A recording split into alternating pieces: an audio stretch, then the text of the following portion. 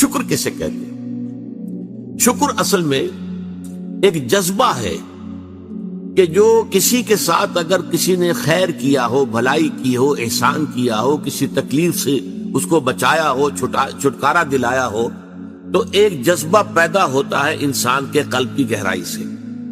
اب اسے ہم جذبہ تشکر کہیں گے، جذبہ امتنان کہیں گے.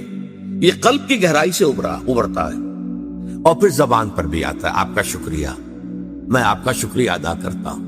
یہ شکر جو ہے در حقیقت یہ فطرت کی صحت کی علامت ہے. اگر فطرت صحیح ہے تو شکر لازماً ہوگا، اور اگر شکر نہیں ہے تو معلوم ہوا کہ فطرت مسخ ہو چکی ہے. آپ کے ساتھ کسی نے بھلائی کی اور آپ کے اندر یہ جذبہ بھی پیدا نہیں ہوا. یہ تو حیوانات تک کے اندر ہے. آپ کسی پیاسے جانور کے سامنے پانی رکھیے، کوئی بکری ہو، کوئی اور ہو، کوئی گائے ہو، پیاسا ہو، بندھا ہوا ہے، وہ تو ادھر ادھر دوڑ کر اپنی پیاس پوری نہیں کر سکتا. بالٹی میں پانی رکھ دیجیے، وہ پی کر پھر وہ آنکھیں اٹھا کر آپ کو دیکھے گا. وہ جانور تو اس کی آنکھوں کے اندر سے آپ کو جذبہ تشکر چھلکتا ہوا نظر آئے. اسی معنی میں عجیب بات یہ ہے، عین، عین کہتے ہیں آنکھ کو، اور عین کہتے ہیں چشمے کو بھی. عرب کہتے تھے عین الشکرا، وہ چشمہ جس میں سے پانی خود بخود ابل رہا ہو، نکل رہا ہو، نیچے سے زمین سے ابلتا ہو، عین الشکرا. اور دابۃ الشکور کہتے تھے ایسے حیوان کو. آپ کے ہاں کو گائے ہے، بھینس ہے، بندھی ہوئی ہے، آپ اس کی ٹہل سیوا کر رہے ہیں، اچھی خوراک دے رہے ہیں، غذا دے رہے ہیں، نہلاتے بھی ہیں گائے بھینس کو، تو پھر اس کا ظہور اس کے بدن پر ہونا چاہیے، اس پہ فربہی آنی چاہیے. تو اس کو کہیں گے دابۃ الشکور. یہ شکر گزار جانور ہے کہ اس کے ساتھ جو بھلائی ہو رہی ہے، جو خیر ہو رہا ہے، اس کے نتائج اس پر ظاہر ہو رہے ہیں. تو یہ فطرت کی در حقیقت صحت کی علامت. ایک پرانی کہانی آپ نے بھی بچپن میں پڑھی ہوگی کہ ایک غلام کہیں بھاگا ہوا تھا اور اسے راستے میں ایک جگہ اس نے دیکھا ایک شیر پڑا ہوا کراہ رہا ہے، اور اس کو شدید تکلیف سے اس کے پاؤں میں ایک کانٹا چبھا ہوا تھا. ظاہر بات ہے شیر نہیں نکال سکتا تھا اس کو. اس غلام نے اس کا کانٹا نکال دیا. اس شیر نے صرف اسے سونگھا اور چلا گیا. اس کے بعد وہ غلام پکڑا گیا، اور جیسے کہ ہوتا تھا رومن اور گریک دور میں کہ بھاگا ہوا غلام جب پکڑا جاتا تھا تو پھر شیروں سے پھڑواتے تھے اس کو. ان کے جو بڑے وہ ہوتے تھے، یہ اسٹیڈیمز بنے ہوئے ہوتے تھے، اس میں آ کر جو ہے اس غلام کو چھوڑ دیا، اور پھر بھوکا شیر جو ہے وہ پنجرے میں سے نکالا تاکہ وہ اس کو بھمبوڑے اور ختم کرے. تو اس نوجوان کو، اس غلام کو بھی پھینکا گیا. اس کے بعد جو شیر کا پنجرا کھولا تو شیر آیا، اس نے سونگا اور اس کو چھوڑ کر علیحدہ بیٹھ گیا. لوگ حیران ہوئے. معلوم ہے یہ وہی شیر تھا کہ جس کے پاؤں سے کانٹا نکالا تھا اس غلام نے، جبکہ وہ بھاگا پھر رہا تھا، چھپتا پھر رہا تھا جنگلوں میں. بہرحال یہ شے سمجھ لیجئے کہ شکر جو ہے در حقیقت یہ فطرت کی صحت کی علامت ہے. یہاں تک فرمایا حضور نے من لم یشکر الناس لا یشکر اللہ. یہ شکر ایسی شے ہے جو انسانوں کا شکر گزار نہیں ہے، وہ کبھی اللہ کا شکر گزار بھی نہیں ہو سکتا. فطرت مسخ ہو چکی ہے. کسی نے آپ کے ساتھ بھلائی کی اور آپ کے اندر سے وہ جذبہ تشکر ابھرا ہی نہیں، معلوم ہے فطرت کے سوتے خشک ہو چکے ہیں. وہ کنواں جس کے اندر لانے والے پانی کے سوتے خشک ہو چکے ہیں، پانی کہاں رہے گا اس میں؟ تو خالی کنواں ہے. تمہاری بھی فطرت جو ہے خالی ہو چکی ہے، اور تمہارے اندر وہ جو جذبہ تشکر موجود نہیں ہے، تو گویا کہ فطرت کے سوتے خشک ہو چکے. اب اصل بات کیا ہے اس فطرت کے بعد؟ اصل منعم کو پہچاننا. اب دیکھیے اس کو بھی ذرا غور سے سنیے میری بات کو. بچپن میں ہر بچہ یہ سمجھتا ہے کہ میرے حفاظت کرنے والے، میری ضروریات پوری کرنے والے، میری تکلیف پر تڑپ اٹھنے والے میرے والدین ہیں. اس سے آگے کا اسے بھی پتہ نہیں ہے، احساس نہیں ہے. لہذا جذبہ شکر جو ہے وہ والدین کی ذات کے ساتھ مرتکز ہو جاتا. اس سے ذرا آگے بڑھا، معلوم نہیں میرا کنبہ ہے، میرے چچا ہیں، میرے ماموں ہیں، میرے فلاں ہیں، میرے قبیلے کے لوگ ہیں، میری قوم ہے، میرا وطن ہے. یہ سب در حقیقت میرے محافظ بھی ہیں، میرے مددگار بھی ہیں، اور میری ضرورتیں پوری کرتے ہیں. یہ جذبہ تشکر اب پھیل رہا ہے والدین سے، اپنے خاندان، قبیلے، قوم. اس کے بعد محسوس ہوتا ہے یہ سائنس کی انتہا ہے کہ یہ سارے عناصر فطرت مجھے پال رہے ہیں. سورج کی حرارت نہ ہو تو فصلیں کیسے پکے؟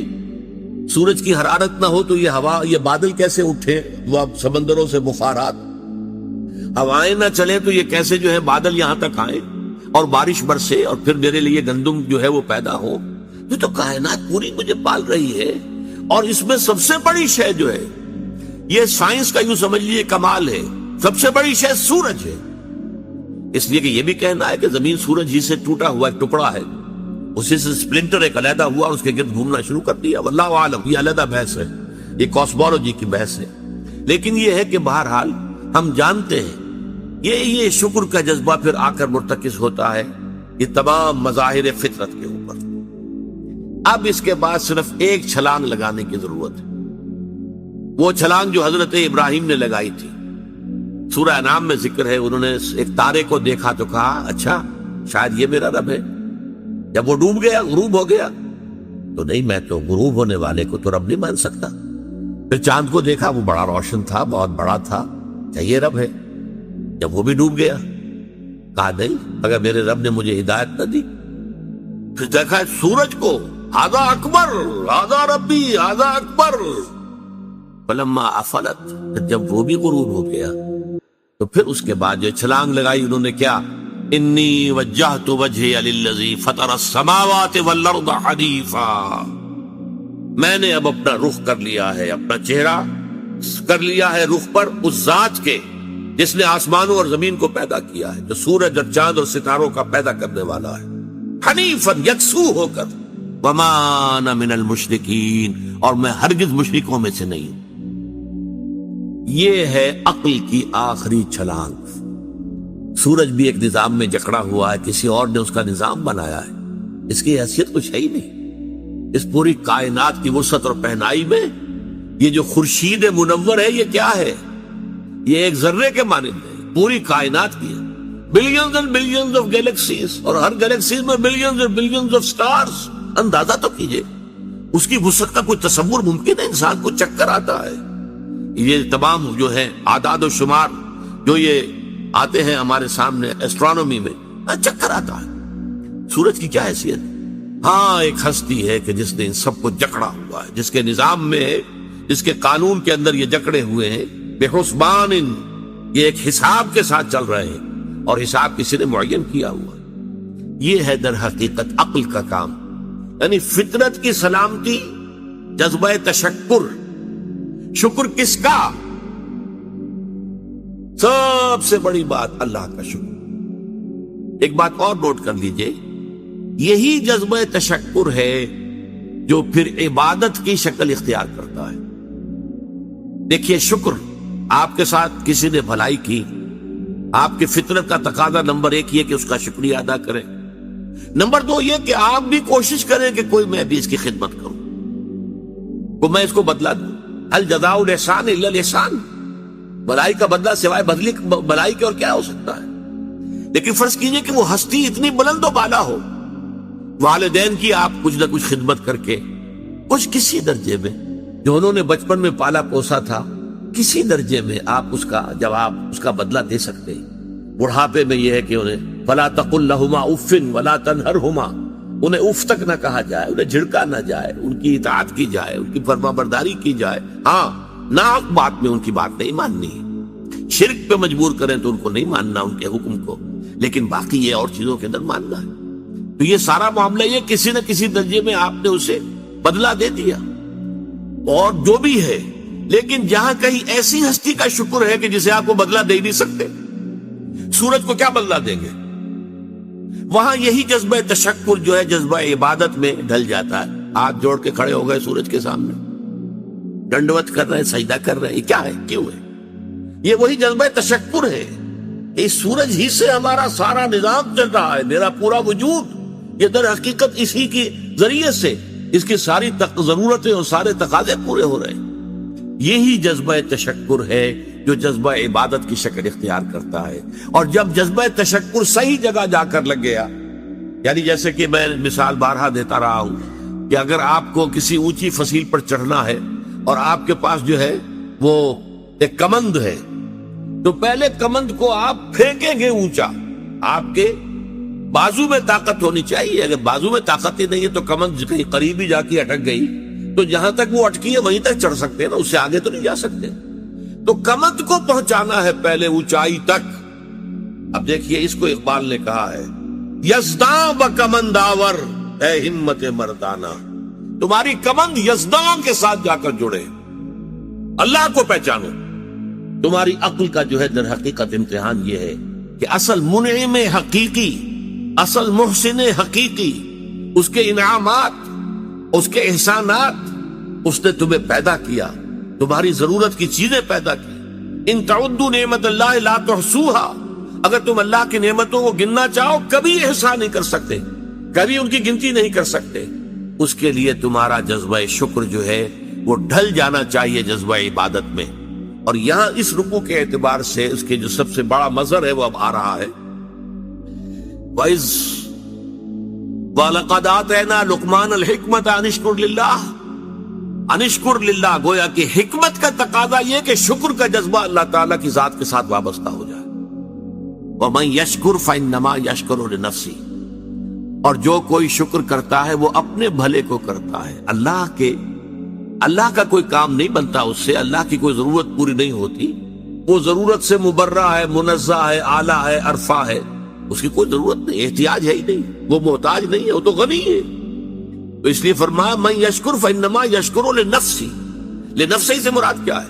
اگر آپ کے اندر جذبہ شکر ہے اور وہ جذبہ تشکر جا کر ذات باری تعالیٰ کے ساتھ منسلک اور ملحق بھی ہو گیا ہے، اب آپ کی شخصیت کا ترفع ہوگا، شخصیت ابھرے گی، شخصیت اپچے گی، شخصیت کی ترقی ہوگی، شخصیت میں ترفع پیدا ہوگا، بلندی آئے گی. تعمیر سیرت جسے کہتے ہیں، جسے اقبال تعمیر خودی کہتا ہے. صحیح معنی میں واقعتاً آپ ایک ایسے انسان بن سکیں گے کہ جن کے بارے میں قرآن نے کہا ہے کہ وَلَقَدْ خَلَقْنَا الْإِنسَانَ فِي أَحْسَنِ تَقْوِيمٍ، ہم نے انسان کو بہترین حساب پر پیدا کیا. وہ انسان بننے کے لیے ضروری ہے کہ آپ کی فطرت سلیم ہو اور عقل سلیم. فطرت سلیمہ جذبہ تشکر موجود ہو، عقل سلیم اصل محسن کو پہچان لے، اصل منعم کو پہچان لے، اور یہ منسلک ہو جائے پھر جذبہ تشکر ذات باری تعالیٰ کے ساتھ. تو اس کا بھلا تمہیں کو پہنچے گا، تمہاری شخصیت کی تعمیر ہوگی، تمہاری خودی جو ہے وہ پختہ ہوگی، مضبوط ہوگی، تمہاری اپنی سیرت و کردار جو ہے اس کی نشو و نما ہوگی. وَمَن يَشْكُرْ فَإِنَّمَا يَشْكُرُ لِنَفْسِهِ وَمَن كَفَرَ، اور جو کفر کرے فَإِنَّ اللَّهَ غَنِيٌّ حَمِيدٌ، تو اللہ تو غنی ہے اور حمید ہے. کفر کے بھی لفظی معنی پہچان لیجئے. کفر کے لفظی معنی دبا دینا، چھپا دینا. اسی سے کفارہ بنا ہے. کفارہ آپ سے گناہ ہو گیا ہے تو گناہ کا کفارہ ہے تاکہ گناہ جو ہے دب جائے، چھپ جائے، ختم ہو جائے، محو ہو جائے، گناہ کا اثر آپ کے نامہ اعمال میں باقی نہ رہے. کفارہ. تو اسی طریقے سے کہتے ہیں کہ جو کسان ہے عجب الکفار نباتہ ثم یہیج فتراہ مصفرا، سورہ حدید میں کسانوں کو کہا گیا یہ کفار ہیں اس معنی میں کہ وہ دانہ جو ہے زمین میں چھپا دیتے ہیں تاکہ اس سے زمین سے پھر پودا نکلتا ہے. تو فطرت انسانی کے اندر سے ابھرنے والا جذبہ تشکر آپ نے دبا دیا، یہ کفر ہے، کفران نعمت. قرآن مجید میں لفظ کفر یا شکر کے مقابلے میں آتا ہے، جیسے یہاں آیا وَمَن يَشْكُرْ فَإِنَّمَا يَشْكُرُ لِنَفْسِهِ، جو کوئی شکر کرتا ہے وہ اپنے بھلے کے لیے کرتا ہے. وَمَن كَفَرَ فَإِنَّ اللَّهَ غَنِيٌّ حَمِيدٌ، اور جو کفر کرے گا، کفران نعمت کرے گا، تو اللہ تعالیٰ تو غنی اور حمید ہے. یا پھر کفر ایمان کے مقابلے میں آئے گا، کفر اسلام کے مقابلے میں آئے گا. دل میں ابو جہل بھی مانتا تھا کہ محمد حق پر ہے، لیکن اس حقیقت کو، دل کی اس صداقت، دل کی گواہی کو دبا رہا ہے، چھپا رہا ہے، دبا رہا اپنے تعصب کی وجہ سے. اور سب سے بڑھ کر آپ کو معلوم ہے علماء یہود کے بارے میں تو قرآن کہتا ہے یعرفونہ کما یعرفون ابناءہم، ایسے پہچانتے ہیں محمد کو صلی اللہ علیہ وسلم جیسے اپنے بیٹوں کو پہچانتے ہیں. تو یہ اندر ان کے ایمان موجود تھا، اندر جو ہے گواہی دل دے رہا تھا کہ محمد برحق ہے. یہی ہے وہ آخری رسول اور آخری نبی جن کی پیشن گوئی کی تھی موسیٰ نے بھی اور عیسیٰ نے بھی علیہ الصلوۃ والسلام. لیکن اپنے قلب و ذہن کی ان کو گواہیوں کو چھپایا انہوں نے. وَمَنْ أَظْلَمُ مِمَّنْ كَتَمَ شَهَادَةً عِندَهُ مِنَ اللَّهِ، ان سے بڑھ کر ظالم کون ہوگا جنہوں نے ایک گواہی جو ان کے پاس اللہ کی طرف سے تھی اسے چھپا لیا ہے. تو کفر بمانی اسلام بمقابلہ اسلام، کفر بمانی بمقابلہ ایمان. نفاق جو ہے وہ کفر ہے، نفاق بھی کفر ہے، اسلام کے مقابلے میں کافر غیر مسلم کافر ہے، اور شکر کے مقابلے میں کفران نعمت، وہ بھی لفظ کفر سے بنا ہے۔ اسی میں آیا ہے لئن شکرتم لازیدنکم ولئن کفرتم ان عذابی لشدید، اگر تم شکر کرو گے تو ہم اور دیں گے، اور بڑھا کر دیں گے، لیکن اگر تم نے کفران نعمت کی روش اختیار کی تو پھر ہمارا عذاب بھی بہت سخت۔ ومن کفر فإن اللہ غنی حمید، غنی جس کی کوئی احتیاج نہ ہو، بے نیاز، غنی عن العالمین، تمام جہانوں سے بے نیاز۔ حمید فعیل کے وزن پر، اور یہ حامد اور محمود دونوں سے ہو سکتا ہے۔ فعیل جو ہے صفت مشبہ، وہ اس میں فاعل اور اس میں مفعول دونوں سے ہو سکتی ہے۔ یہاں مفعول سے ہے، محمود سے حمید بنا ہے۔ آپ اپنی ذات میں خود بخود ستودہ صفات، ایک خیر اور خوبی وہ ہوتی ہے جسے آپ ظاہر کریں، بیان کریں۔ ایک خیر اور خوبی اور حسن اور جمال اور کمال ایسا ہے کہ اسے بیان کرنے کی حاجت ہی نہیں، از خود روشن۔ آفتاب آمد، دلیل آفتاب، جب سورج طلوع ہو گیا تو وہ اپنے وجود پر خود دلیل ہے، اسے کسی دلیل سے ثابت کرنے کی ضرورت نہیں ہے۔ تو حاجت مشاطہ نیست، صورت دل آرام را۔ بعض شکلیں اتنی خوبصورت ہوتی ہیں انہیں کسی میک اپ کی ضرورت ہی نہیں ہوتی، میک اپ سے ان کو آپ بگاڑ دیں گے۔ وہ جو فطری حسن ہوتا ہے وہ اتنا ہے کہ حاجت مشاطہ نیست، کسی بھی وہ میک اپ کرنے والی کی کوئی ضرورت ہی نہیں، اسے کسی بیوٹی پارلر میں جانے کی ضرورت ہی نہیں۔ صورت دل آرام را، جسے اللہ تعالیٰ نے صورت دل آرام دی ہوئی ہے، اسے کسی مشاطہ ان کو کہتے تھے، ان عورتوں کو جو بال بناتی تھیں اور اس کو سنوارتی تھیں اور ان کے اندر کو موتی پھروتی تھیں عورتوں کے بناؤ سنگار کے لیے۔ تو اگر کوئی عورت خود حسین ہے تو اسے کسی مشاطہ کی ضرورت نہیں۔ تو اللہ تعالیٰ اتنا حسین ہے، اس کا جلال و کمال اتنا از خود ہویدہ ہے کہ اسے کسی کے حمد کی حاجت نہیں۔ یہ تو پہلی آیت ہوئی اس رکوع کی۔ اب چلیے حضرت لقمان کی نصیحت کیا تھی۔ وَإِذْ قَالَ لُقْمَانُ لِابْنِهِ وَهُوَ يَعِظُهُ يَا بُنَيَّ لَا تُشْرِكْ بِاللَّهِ إِنَّ الشِّرْكَ لَظُلْمٌ عَظِيمٌ۔ اور یاد رکھو یاد کرو جبکہ کہا تھا لقمان نے اپنے بیٹے سے یا بنیا۔ اب یا بنیا سے یہ نہ سمجھیے کسی چھوٹے سے بچے کو، پرائمری جماعت کے طالب علم سے یہ باتیں ہو رہی ہیں، بلکہ یہ کہ باپ کے لیے بیٹا کتنا ہی بڑا ہو جائے وہ چھوٹا سا ہی ہوتا ہے۔ اس کو جب بھی خطاب کرے گا محبت کے ساتھ، جیسے حضرت ابراہیم نے اپنے والد کو خطاب، یا ابت، یا ابت، ابا جان، ابا جان، ابا جان۔ یہ سورہ مریم میں آپ پڑھتے ہیں، یا بنیا، یا بنیا، میرے بچے۔ اس لیے کہ ظاہر بات ہے کہ باپ کے لیے اولاد وہ بچوں ہی کے مانند ہوتی ہے، چاہے وہ خود کتنی بڑی ہو چکی۔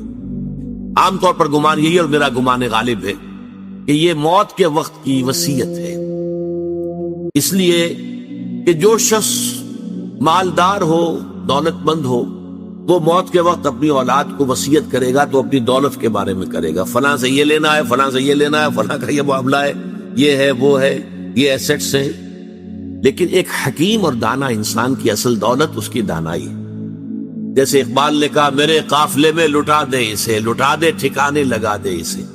جو میری حکمت ہے کہ میرا نور بصیرت عام کر دے، الہی آرزو میری یہی ہے، میرا نور بصیرت عام کر دے۔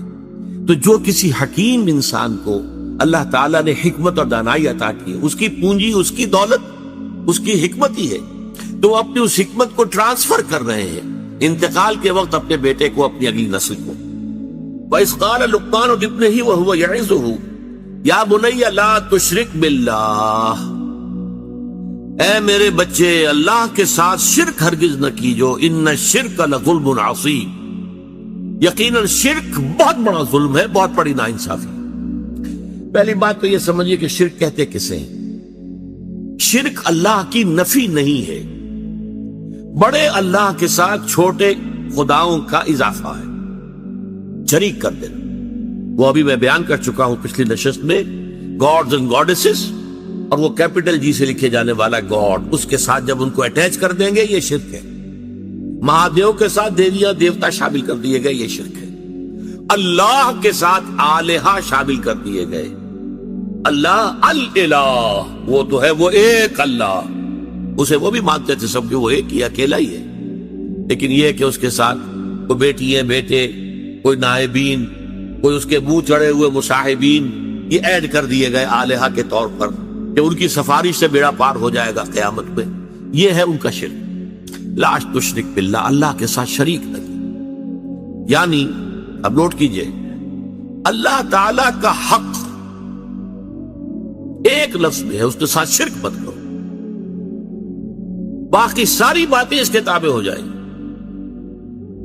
لیکن اس شرک کی کیا کیا شکلیں ہیں، اس کی کیسی کیسی قسمیں ہیں، یہ بڑا اہم موضوع ہے اپنی جگہ پر. آج اس وقت تو صرف اتنا سمجھیے.